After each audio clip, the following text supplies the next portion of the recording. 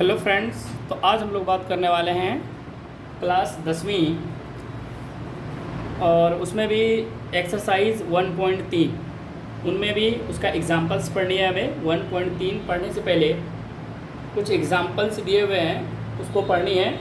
और ये जो एक्सरसाइज है ये परिमेय संख्या से संबंधित है। सिद्ध करने वाला आपको कोई संख्या दिया रहेगा, प्लस के रूप में, माइनस के रूप में, या कोई संख्या मतलब ग्रुप के रूप में भी, और आपको उसको बताना है कि क्या ये संख्या परिमेय है या फिर अपरिमेय है। आपको ये सिद्ध करके बताना है। तो चलिए, तो मेरा पहला सवाल है, चलिए तो जो सवाल है सिद्ध कीजिए कि √3 है एक अपरिमेय संख्या है। सिंपल सवाल होता है, बस थोड़ी सी कुछ बातें हैं जो आपको समझनी बहुत ज़रूरी है।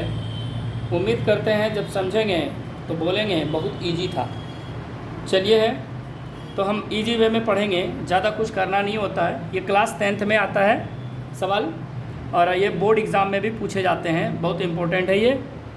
तो चलिए, मेरा जो पहला सवाल है वो सवाल ये है कि कहता है कि सिद्ध करके आपको बताना है कि ये जो √3 है वो अपरिमेय संख्या है। आपको बताना है, सिद्ध करना है।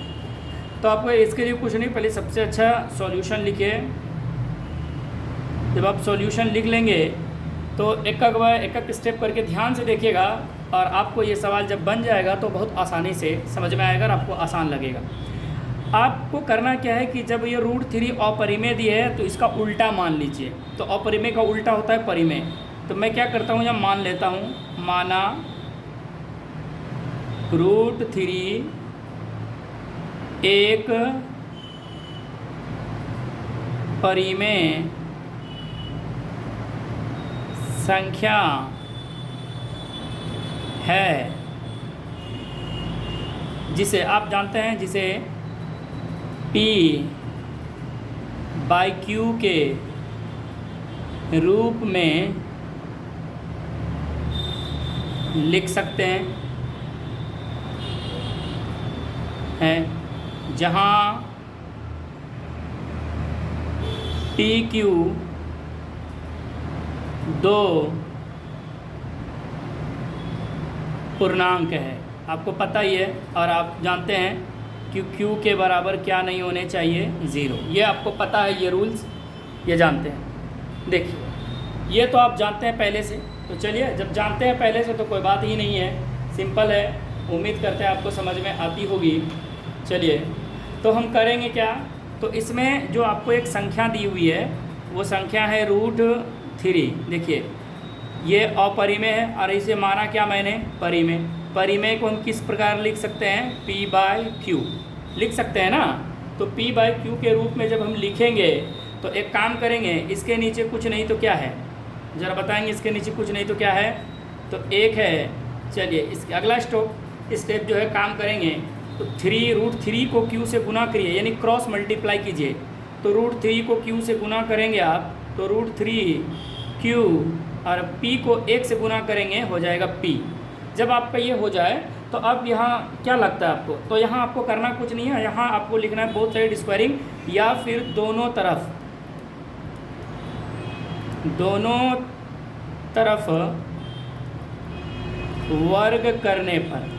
वर्ग करने पर।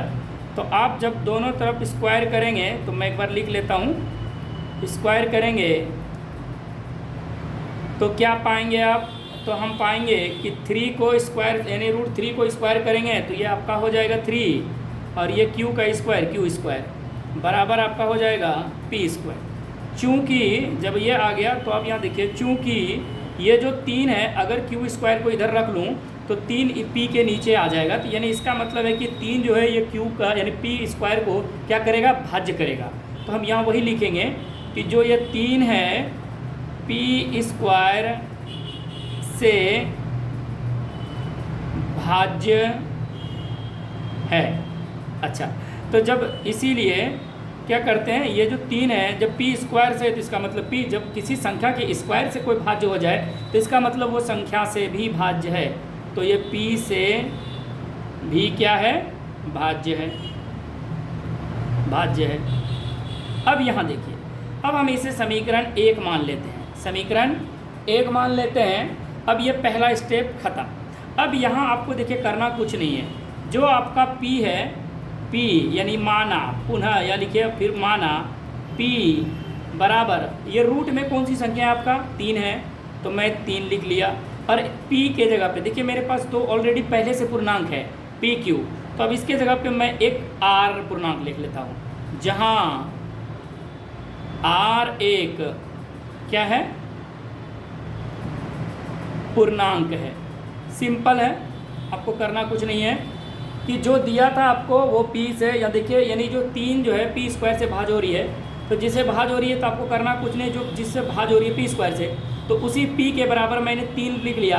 और 3 क्यों लिखा कि जो आपका रूट में रहेगा अपरिमेय में, जिसको सिद्ध करना है, उसी को आपको एक अलग जो है पूर्णांक आपको खुद से मानना है। मैंने यहाँ R इसलिए माना ताकि आपको याद रखने के लिए कि पहला P, दूसरा Q, तीसरा R ले लिया मैंने।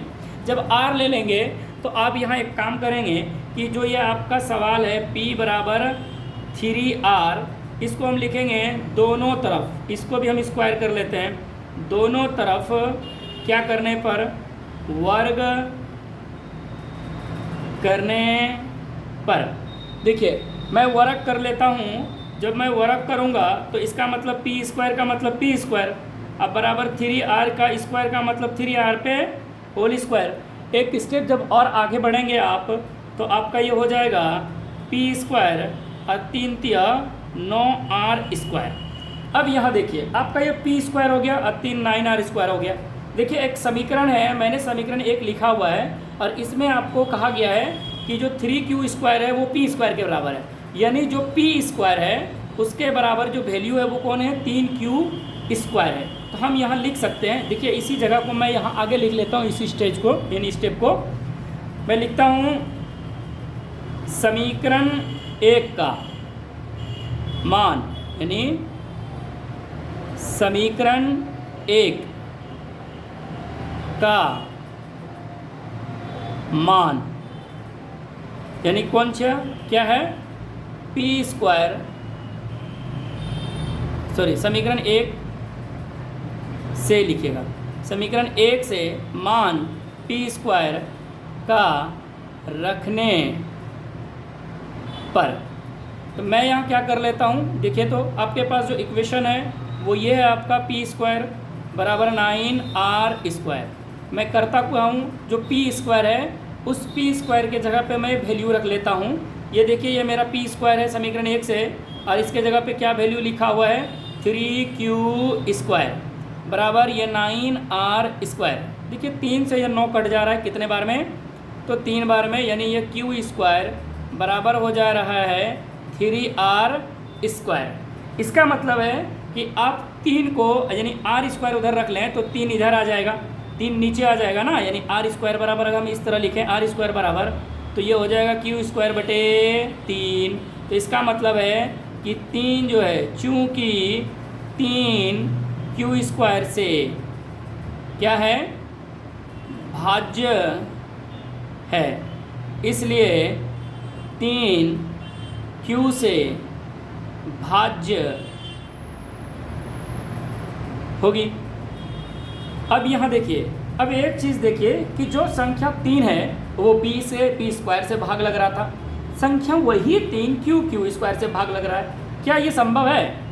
तो हम चलिए कुछ नहीं करना है, बस अब इसको थोड़ा सा आगे की ओर लिखते हैं। इसलिए तो लिखिएगा यहाँ, चूँकि P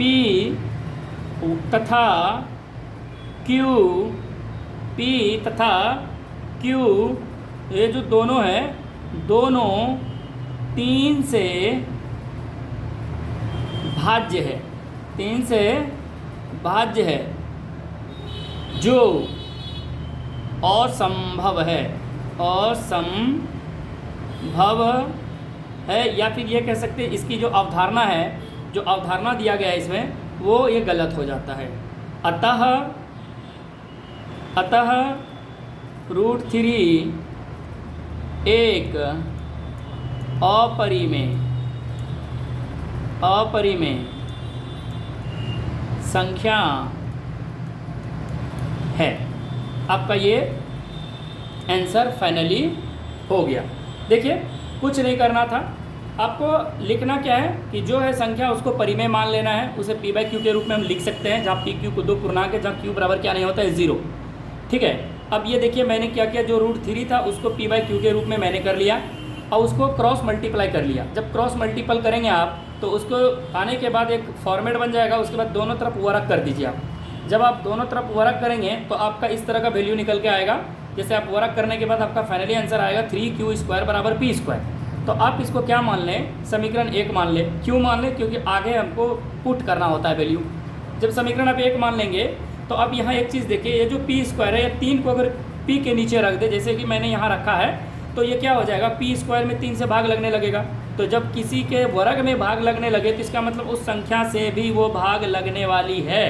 तो जैसे जब 3 लिखा है मैंने, p² से जब भाग लग रहा है तो ये संख्या जब कि उस संख्या के स्क्वायर से भाग लग सकता है तो इसका मतलब उस संख्या से भी वो भाग लगेगी। तो इसका मतलब 3 p से भी भाज्य है।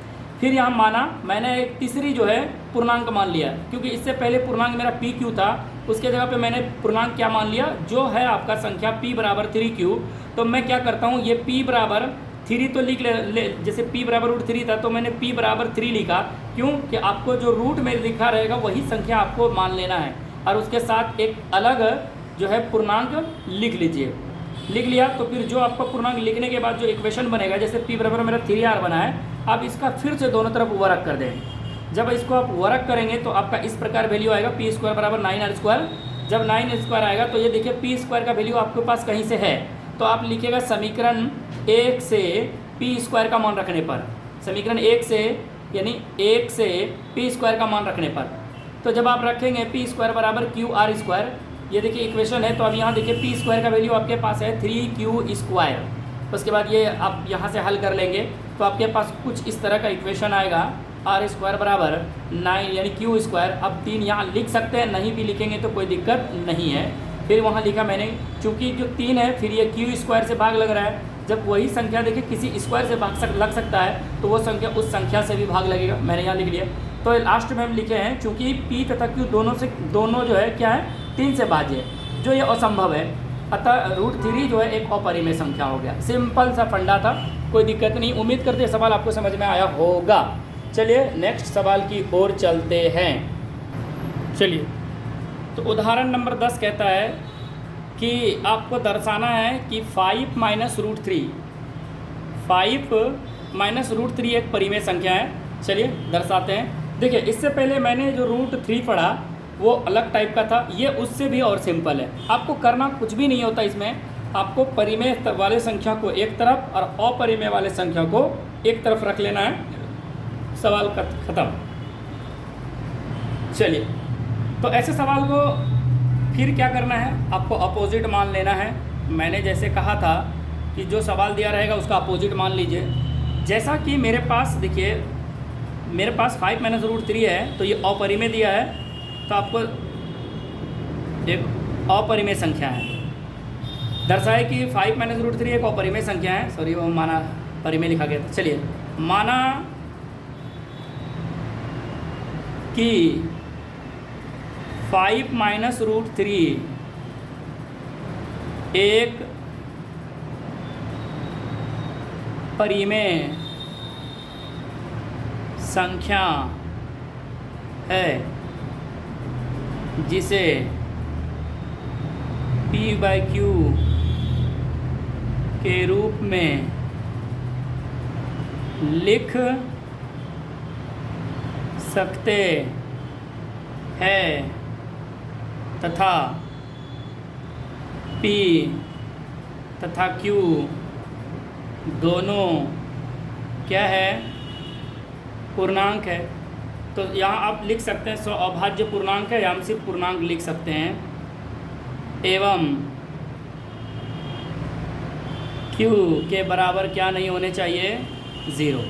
चलिए, सवाल में कहता है क्या है कि जो आपका सवाल है 5 - √3 ये बराबर है p/q के। अब बताइए कि आपको क्या बोला है मैंने कि जो परिमेय है उसको एक तरफ और अपरिमेय। तो जैसे मेरा ये √3 है माइनस में, इसको मैं इस पर रख लेता हूँ, तो ये मेरा p/जो q है पी बाई क्यू, और जो 5 है प्लस में वो उस पर जाके माइनस हो जाएगा 5। अब एक काम करें, ये माइनस है तो इसको कॉमन ले लें, तो ये माइनस ख़त्म हो जाएगा, माइनस कॉमन लेंगे तो ये माइनस माइनस क्या बन जाएगा, प्लस, यानी ये प्लस, और ये पी बाई क्यू जो माइनस प्लस में है वो बन जाएगा माइनस में।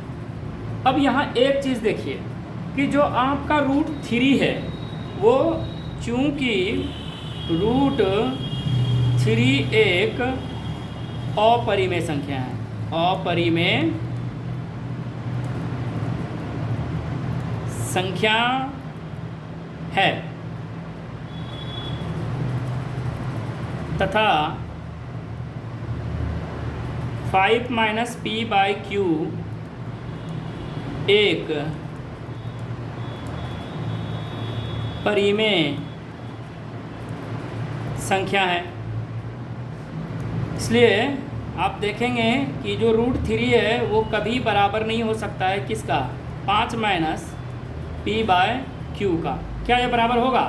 तो हम यहाँ देख रहे हैं कि ये अपरिमेय है और ये परिमेय, कभी भी अपरिमेय परिमेय संख्या का बराबर नहीं हो सकता। अतः आप डायरेक्ट लिख सकते हैं, अतः 5 माइनस रूट 3 एक कौन सी संख्या भैया, अपरिमेय संख्या है, ये सिद्ध होता है। ये आपका आंसर हो गया 10 नंबर एग्जाम्पल का। अब आगे की ओर चलेंगे तो देखते हैं 11 नंबर एग्जाम्पल्स। 11 नंबर कहता है कि दर्शाइए कि 3√2 एक अपरिमेय संख्या है। अब यहाँ देखिए, इससे पहले मैंने सिर्फ एक रूट वाला पढ़ा था, उसके बाद फिर डबल वाला यानी प्लस माइनस वाला, इस बार देखिए गुना के रूप में दिया है। ये भी सिंपल फंडा इसी तरह बनाएंगे। आपको क्या करना है, सॉल्यूशन लिख के इसका अपोजिट मानना है। तो माना 3√2 एक परिमेय संख्या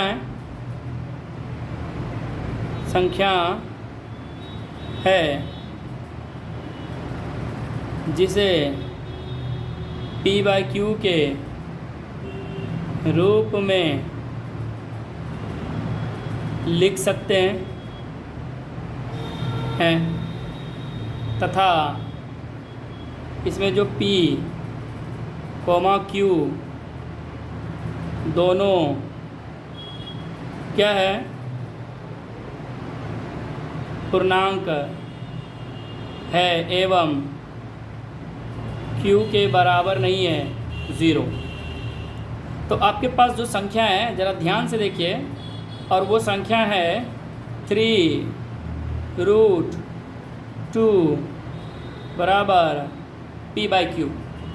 आपके पास ये सवाल दिया हुआ है, यानी यही चीज़ था।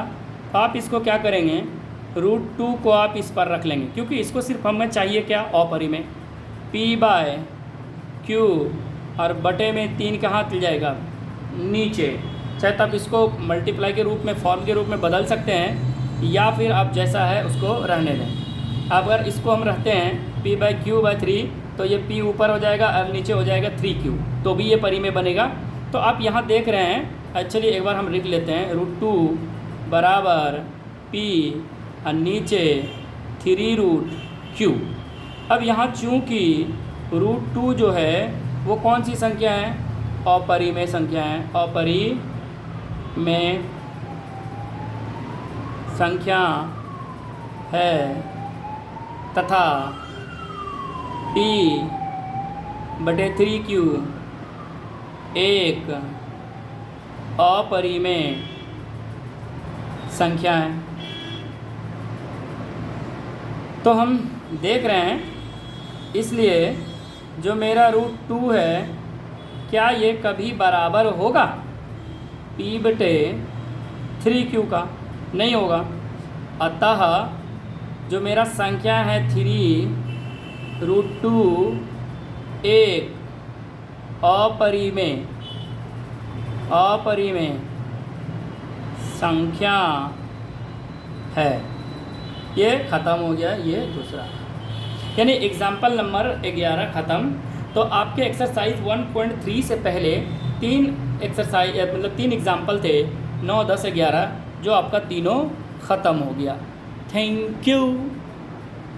चलिए, तो अब हम बात करने वाले हैं एक्सरसाइज 1.3 की। जैसे कि मैंने पिछला सवाल पढ़ा था √3 वाला, सेम सवाल है √5 वाला, कोई अंतर नहीं है, कोई अंतर भी नहीं होगा। जैसा उसको बनाए थे हूबहू इसको भी बनाना है। और याद रखिए, यहाँ से आपको सवाल एग्ज़ाम हॉल में पूछे जाएंगे बोर्ड एग्ज़ाम में। हो सकता है √5 आपको दे दे 3 नंबर में पूछे, हो सकता है 2 नंबर में पूछे, या फिर इनमें से सिद्ध करने वाले में से बिहार बोर्ड में एक सवाल आना फिक्स है, ये ध्यान रखिएगा आप लोग। चलिए, तो मैं क्या करूँगा, सबसे पहले सॉल्यूशन लिखूँगा। जब सॉल्यूशन लिखने के बाद अब क्या करेंगे, जो आपको संख्या दिया हुआ है उसका अपोजिट मानिए। मैंने कहा था कि जैसे √5 दिया है, एक अपरिमेय संख्या है, तो मैं इसे उल्टा मान के अपरिमेय को उल्टा हम परिमेय मान लेते हैं। चलिए मान लेते हैं हम, तो क्या मानेंगे, माना कि √5 एक परिमेय संख्या है जिसे P/Q के रूप में लिख सकते हैं। ये आपको पता है, जहाँ PQ 2 क्या है, पूर्णांक है या फिर दोनों पूर्णांक है, तथा जहाँ हम लिख सकते हैं Q के बराबर क्या नहीं होने चाहिए, 0। ये आप देख रहे हैं, यही कर सकते हैं ना। इसको मैंने परिमेय माना तो परिमेय को P/Q के रूप में मैंने लिखा। और लिखने के लिए क्या होना चाहिए, 2 पूर्णांक होने चाहिए। साथ में एक बात ज़रूरी ये है कि नीचे में क्या नहीं होने चाहिए, 0 नहीं होने चाहिए, जो मैंने यहाँ लिख दिया।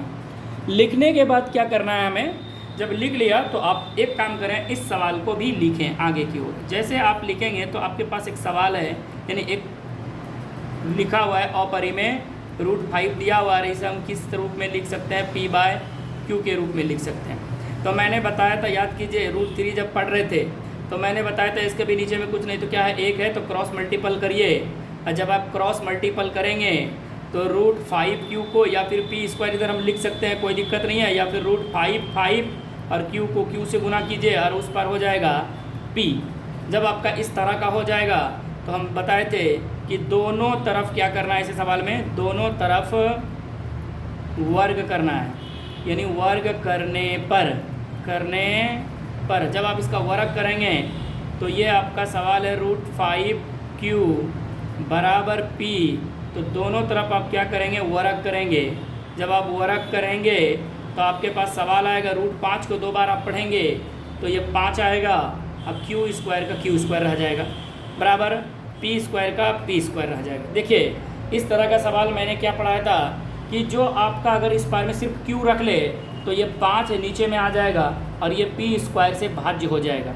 आपको इतना मालूम ही है कि जो संख्या इस बार में गुना में रहता है वो भाग में हो जाता है। लिख भी सकते हैं Q² बराबर P² बटे 5, और नहीं लिखना है तो रहने दीजिए।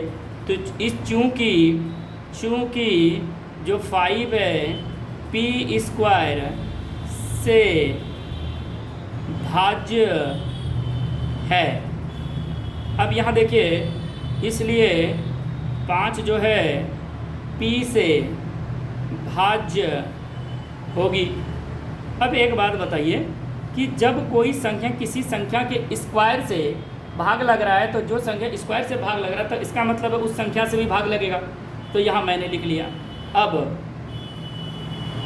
माना, क्या मानेंगे, जो आपने P माना था वो P बराबर, देखिए जो आपका रूट में संख्या है तो रूट में मेरा क्या है 5, PQ। अब यहाँ हम मान लेते हैं एक R, P बराबर 5R, जहाँ यहाँ देखिए R1 क्या मान सकते हैं, तो पूर्णांक है। अच्छा, आप यहाँ बहुत से ऐसे सवाल देखेंगे जो बता रहे होंगे 5R के जगह पे आप M मानिए, आप M भी मानिए, ए बी भी मानिए पी क्यू के जगह पे। अब अपना अक्षर का 2 लेटर आप मान लीजिए, जैसे मेरा नाम MD यूनुस है, NSR है, या फिर MD यूनुस अंसारी है, तो मैं अपने नाम का 2 अक्षर कोई भी लिख सकता हूँ। जैसे MD है तो पहले M लिख सकता हूँ, यूनुस है तो Y लिख सकता हूँ, या फिर यूनुस NSR है तो पहला अक्षर Y लिख सकता हूँ और दूसरा अक्षर N है तो NSR से N लिख सकता हूँ। आप अपना नाम का भी 2 अक्षर, जैसे रोहित कुमार है तो R से रोहित, K से कुमार, आप ऐसे मान सकते हैं। तो 2 कोई भी आप 2 मान सकते हैं पूर्णांक, कोई दिक्कत नहीं है। ऐसा ज़रूरी ही नहीं है कि आप P Q के ही लेके बनाएं सवाल, या फिर A B को ही लेके बनाएं। ये आपको आसानी के लिए जाके आपके मन में बैठ जाए सवाल में, ठीक है, इसलिए ये होता है ऐसा। तो जब आप यहाँ ये करेंगे तो आप ये एक स्टेप देखेंगे कि P बराबर आपका जो 5R है, एक बार इसको लिख ले। मैंने लिखने के बाद क्या करा, इनको दोनों तरफ क्या करेंगे, वर्ग करेंगे। जब आप दोनों तरफ वर्ग करेंगे, यहाँ भी दोनों तरफ वर्ग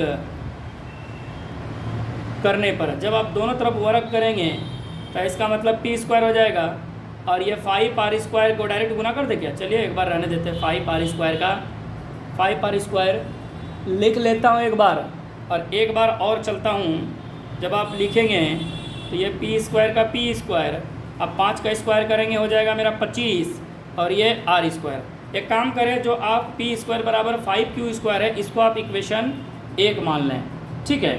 आप शुरू में ही मान लीजिएगा, जैसे ही लिखने इसको वर्क करने के बाद जो आपका मान आएगा आप उसको इक्वेशन 1 मान लें, ताकि ये इसलिए ताकि इंडिकेट करें ताकि आगे काम आने वाला। चलिए, तो मेरा ये P² बराबर 25R² आया। अब हम लिखेंगे P² का मान, P² का मान रखने पर, P² का मान रखने पर, तो P² का मान किससे, तो समीकरण 1 से P² का मान समीकरण 1 से रखने पर। मैंने इसलिए लिखा ताकि आपको पता चले कि जो P² का मान रखना है तो ये वाला नहीं रखना है, बल्कि समीकरण 1 से रखना है। तो समीकरण 1 से मतलब ये है कि जो P² है उसके बराबर क्या है, 5Q² है। तो आप यहाँ उस इक्वेशन को लिखिए जो आपका आया हुआ है। तो मेरा P² बराबर 25R² है। तो जब आप इसको पुट करेंगे तो P² के जगह पे आपका वैल्यू आएगा 5Q² बराबर आपके पास संख्या है 25, इसके साथ R²। अब देखिए, जब इसको आप कटाएंगे, 5 से 25 कितने बार में कटेगा, 5 बार में। इसका मतलब है Q² बराबर आपके पास आ जाएगा 5R²। अब यहाँ भी वही हाल, क्योंकि देखिए, अब क्यों, क्योंकि अगर Q² में यदि 5 को इधर ले आएँ तो भाग में आ जाएगा Q²/5, तो इधर बच जाएगा आपके पास सिर्फ रिमाइंडर R² बचेगा। तो आप यहाँ लिख सकते हैं कि जो 5 है Q² से क्या है, भाज्य है, इसलिए 5 जो है Q² से जब वो संख्या भाग लग सकता है तो इसका मतलब वो संख्या से भी भाग लगेगा। तो 5 जो है Q से भी भाज्य होगी। अब ये तो क्लियर हो गया। अब आपको ऐसे सवाल में करना कुछ नहीं है। चलिए, अब कुछ लिखने बताए थे, तो आप यहाँ लिखेंगे चूँकि P तथा Q दोनों संख्या या फिर दोनों पूर्णांक या फिर दोनों 3 से क्या हो रही है, भाज्य है। अच्छा, तो मेरा ये अवधारणा क्या हो गया, गलत हो गया ना, तो ये असंभव हो गया। यानी आप लिख सकते हैं मेरा अवधारणा गलत हो गया, या फिर यह संभव नहीं है, अतः √5 एक अपरिमेय संख्या है। ये सिद्ध हो गया, कोई दिक्कत नहीं है। उम्मीद करते हैं कि जैसा एग्जाम्पल 3 पढ़ा था, 9 पढ़ा था √3 वाला, सेम सवाल मैंने एक्सरसाइज 1.3 में √5 वाला बना लिया। उम्मीद करते ये सवाल आपको समझ में आई होगी। नेक्स्ट नंबर की ओर चलते हैं। आप नंबर 2 नंबर कहता है कि सिद्ध कीजिए 3 + 2√5 एक अपरिमेय संख्या है। देखिए इस तरह का सवाल मैंने पढ़ाया भी है, आपको करना कुछ नहीं है, सॉल्यूशन लिखिए। सॉल्यूशन लिखा। अब मैंने क्या कहा था कि जब भी जो संख्या दिया रहे उसका आप क्या करें, अपोजिट माने। अपोजिट आप मानेंगे तो देखिए क्या करेंगे, माना 3 + 2√5 एक परिमेय संख्या है, मैंने मान लिया, जिसे हम क्या लिख सकते हैं, जिसे P/Q के रूप में लिख सकते हैं, जहाँ PQ दो पूर्णांक है और Q बराबर क्या नहीं होने चाहिए, 0। तो मैंने क्या कहा, तो अब लिख लीजिए, जब परिमेय माना है तो 3 + 2√5। देखिए अब ये आपके पास सवाल है और इसे मैंने माना है परिमेय, तो P/Q। देखिए अब एक काम करें, पहले 2√5 को एक तरफ लिख ले और परिमेय संख्या को P/Q - 3 को एक तरफ लिख लें। लिख लिया। अब एक काम और करें, जब ये आपका सिर्फ आपको इधर अपरिमेय संख्या रखनी है तो मैंने सिर्फ अपरिमेय संख्या रखा। आप इसका क्या कर सकते हैं, P/Q - 3 और ये 2 को आप नीचे लिख सकते हैं। बस हो गया, कहानी ख़त्म। चूँकि √5 एक कौन सी संख्या है, अपरिमेय संख्या है, तथा P/Q - 3/2 एक परिमेय संख्या है। तो आप देख रहे हैं, इसलिए जो आपका √5 है वो बराबर नहीं हो सकता है P/Q - 3 का, बटे किसका, 2 का। जब यह बराबर नहीं होगा तो अतः इसे हम क्या लिख सकते हैं कि 3 + 2√5 एक अपरिमेय संख्या है। ये सिद्ध हुआ, ये आंसर हो गया आपका। ये 2 नंबर का आंसर हो गया। उम्मीद करते हैं समझ में आया होगा। अब आते हैं number 3, question number 3। Question number 3 आते हैं। चलिए 3 नंबर कहता है कि सिद्ध कीजिए कि निम्नलिखित संख्याएं अपरिमेय हैं। यानी 3 नंबर में आपके पास 3 सवाल है। एक है 1/√2 एक नंबर, दूसरा नंबर है 7√5 और तीसरा नंबर है 6 + √2। आपको करना कुछ भी नहीं है, जैसा मैंने बताया आप वैसा करें। तो 3 नंबर का हम 1 नंबर पढ़ाते हैं पहले। चलिए 1 नंबर का हम सॉल्यूशन ढूंढते हैं। नंबर 1 सॉल्यूशन, नंबर 1 का सॉल्यूशन बोलते हैं, माना 1/2√2 एक कौन सी संख्या मान लेंगे, परिमेय संख्या मान लेंगे हम, जिसे किस रूप में लिख सकते हैं, P/Q के रूप में लिख सकते हैं, तथा जहां Q के बराबर क्या ना हो, 0। शॉर्टकट में लिख दिया मैंने, ठीक है। माना एक परिमेय संख्या जिसे P/Q के रूप में लिख सकते हैं, तथा जहां Q के बराबर क्या ना हो, 0। और आप क्या लिख सकते हैं, P तथा Q क्या है, पूर्णांक है, यानी 2 पूर्णांक। अब एक काम करेंगे, जैसे मैंने कहा था कि 1/√2 है, 1/√2 लिख के p/q करनी है। तो जब आप मल्टीप्लाई करेंगे क्रॉस तो ये आपके पास हो जाएगा √2p बराबर q एकम q। अब एक काम करेंगे, ये p बोलते हैं, √2 इधर रख लेंगे, बराबर हो जाएगा q/p। हो गया। तो आप यहाँ चूँकि आप क्या पा रहे हैं कि जो √2 है वो एक कौन सी संख्या है, अपरिमेय है, अपरिमेय संख्या है। तथा आप यहाँ ये पा रहे हैं कि q बटे जो p है एक कौन सी संख्या है, परिमेय संख्या है।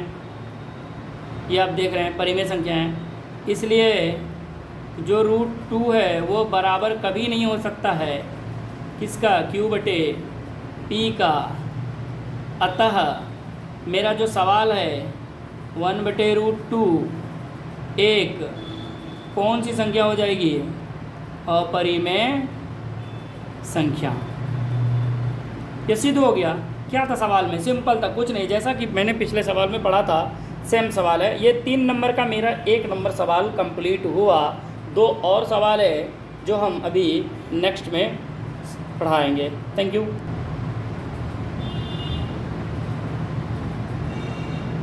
चलिए सवाल हम देख रहे हैं। इससे पहले मैंने 1/√2 पढ़ा, 3 नंबर का पहला नंबर सवाल। 3 नंबर का दूसरा नंबर सवाल ये कह रहा है कि 7√5 है, आप इसको सिद्ध करके दिखाइए क्या ये परिमेय है या फिर अपरिमेय। आपको क्या बोला था मैंने, उल्टा मानना है सबको। सॉल्यूशन लिखिए। जब इसे सॉल्यूशन लिखेंगे तो लिखिएगा माना 7√5 एक परिमेय संख्या है जिसे हम p/q के रूप में लिख सकते हैं, तथा जहाँ q के बराबर क्या नहीं होने चाहिए, 0, तथा p q दो क्या है, पूर्णांक है। इसी वे में जब आप बनाते रहेंगे तो आपको एक्सपीरियंस हो जाएगी शॉर्टकट लिखने का भी। चलिए तो हम यहाँ करते क्या है कि मेरा जो सवाल है 7√5 जो सवाल है उसको लिख लेते हैं हम p/q के रूप में। मैंने क्या कहा कि सिर्फ इस बार अपरिमेय संख्या को रखना है, मैंने रख लिया।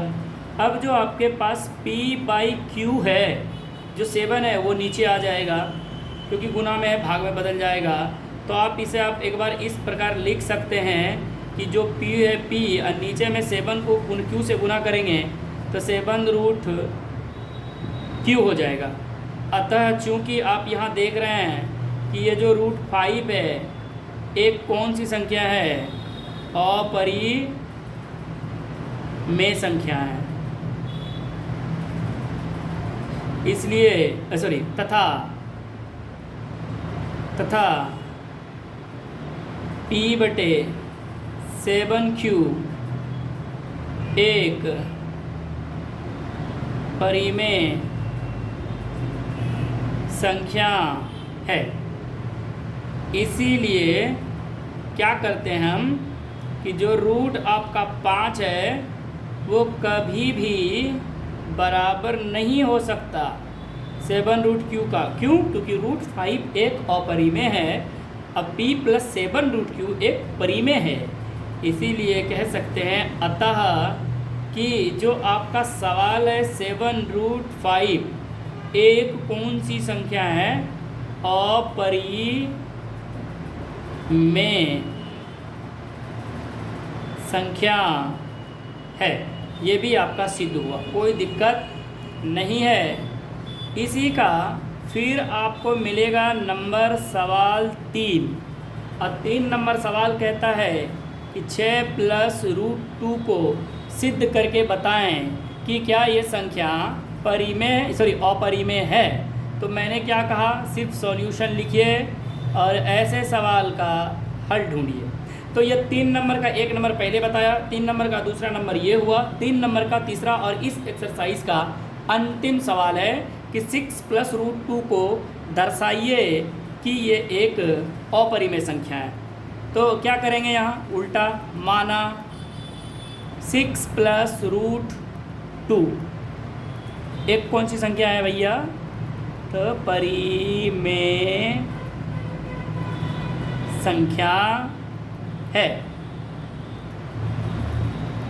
जिसे p/q के रूप में लिख सकते हैं तथा जहाँ q के बराबर नहीं है क्या? 0 एवं p, q दोनों या फिर दो क्या है? पूर्णांक है। आप लिख लीजिए। चलिए, तो हम क्या करेंगे सवाल में 6 + √2, 6 + √2 बराबर हम क्या लिखेंगे? p/q। अब हम क्या करेंगे कि जो √2 है उसको सिर्फ इस पर रख लेंगे, बाकी सबको p/q लिखने के बाद 6 उस पर चला जाएगा, -6 हो जाएगा। तब ये देखिए कि एक बार चूँकि √2 जो आपका है वो कौन सी संख्या? अच्छा, आप इसको लघुत्तम लेके भी बना सकते हैं, p-6q बटे q आप इस तरह लिखेंगे तो इस प्रकार भी आप संख्या बना सकते हैं, और ना भी बनाएंगे तो कोई दिक्कत नहीं है, क्योंकि परिमेय, दो परिमेय का माइनस भी क्या होता है? परिमेय ही होता है, आपको पता ही है। ये भी परिमेय, ये भी परिमेय, अब दो परिमेय संख्याओं का अंतर भी परिमेय, तो ये पूरा तो परिमेय हो गया। तो √2 कौन सी संख्या है? एक कौन सी संख्या है? अपरिमेय।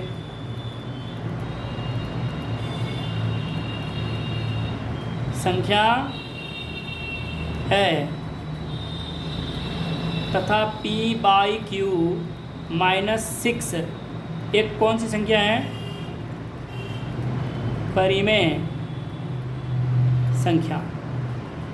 इसीलिए कहते हैं कि जो √2 है ना आपका, जो वैल्यू आया है वो कभी भी बराबर नहीं हो सकता। किसका? p/q -6 का। क्यों नहीं हो सकता? क्योंकि √2 एक अपरिमेय है और p/q -6 वो परिमेय है। अतः 6 + √2 एक अपरिमेय संख्या है। ये आपका सिद्ध हुआ।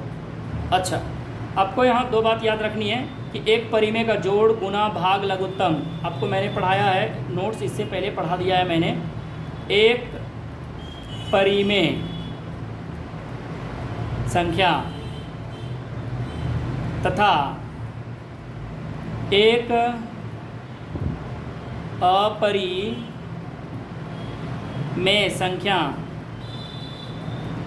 का चाहे योग पूछे, अंतर पूछे, गुणांक के शून्यांक के रूप में भाग पूछे, शून्यांक के रूप में गुणा का पूछे, का मान हमेशा अपरिमेय ही बनेगा, अपरिमेय बनेगा। और चाहे अगला नोट्स इसमें आप लिख सकते हैं नोट्स, यहाँ जगह नहीं है तो हम यहाँ लिख लेते हैं नोट कि दो परिमेय, कितने परिमेय? दो परिमेय संख्या